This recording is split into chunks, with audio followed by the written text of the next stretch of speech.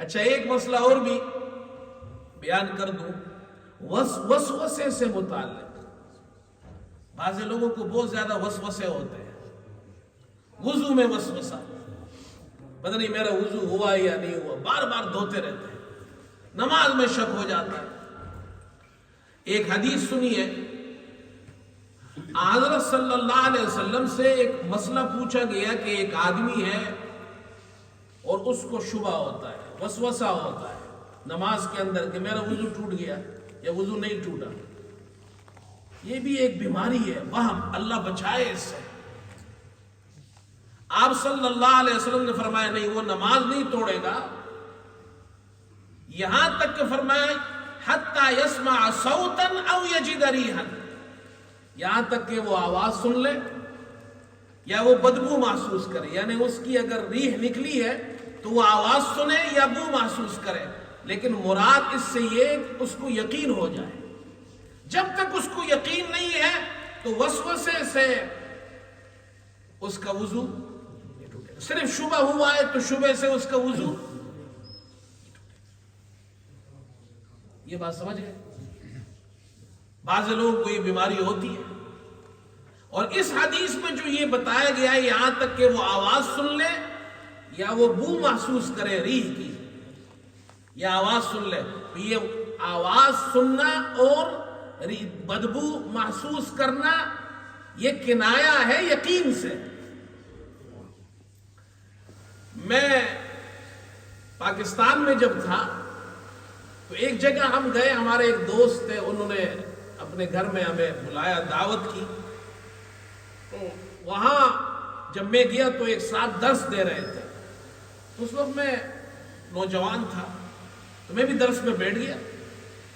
وہ بڑی عمر کے آدمی تھے لیکن وہ کوئی عالم نہیں تھے، درس دے رہے تھے، اور یہ جب میں پہنچا تو وہ یہ مسئلہ بیان کر رہے تھے کہ جی حدیث میں آیا ہے کہ جب تک کہ تم آواز نہ سن لو اور تمہیں ریح کی بدبو محسوس نہ ہو جائے تو تمہارا وضو نہیں ٹوٹتا۔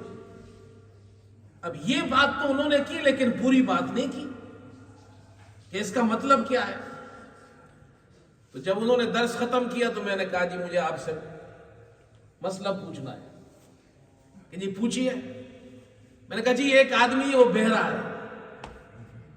اس کو تو آواز ہی نہیں آئے گی، اب وہ وضو توڑے گا اپنا تو آس پاس سارے لوگ سن لیں گے، وہ تو نہیں سنے گا، تو اس کا وضو ٹوٹا یا نہیں ٹوٹا؟ ایک آدمی ہے جس کو بو ہی نہیں آتی ہے اور اس کی ریح نکل گئی، اس کو بو محسوس ہی نہیں ہوتی ہے، باقی لوگ سارے جناب کیا ہے ناک پہ ہاتھ رکھے ہوئے ہیں، اس کو تو بو ہی نہیں جاتی ہے، اس کا وضو ٹوٹے گا یا نہیں ٹوٹے گا؟ تو اس نے مجھ سے کہا کہ جی پھر آپ بتائیں جی اس حدیث کا مطلب کیا ہے۔ میں نے کہا جی میں بتاتا ہوں، آپ کی اجازت ہو تو میں بتاتا ہوں حدیث کا مطلب کیا ہے۔ میں نے کہا حدیث کا مطلب یہ ہے، آپ صلی اللہ علیہ وسلم اس شخص کے بارے میں یہ مسئلہ سمجھا رہے ہیں جس کو بہت زیادہ وہم ہوتا تھا، وہمی آدمی تھا، اس کو وہم ہوتا تھا میرا وضو ٹوٹ گیا، میرا وضو نہیں ٹوٹا۔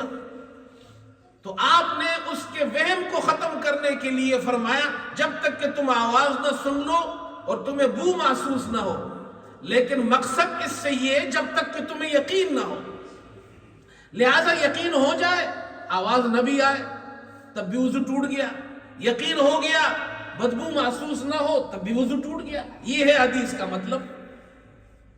بات سمجھ میں آئی؟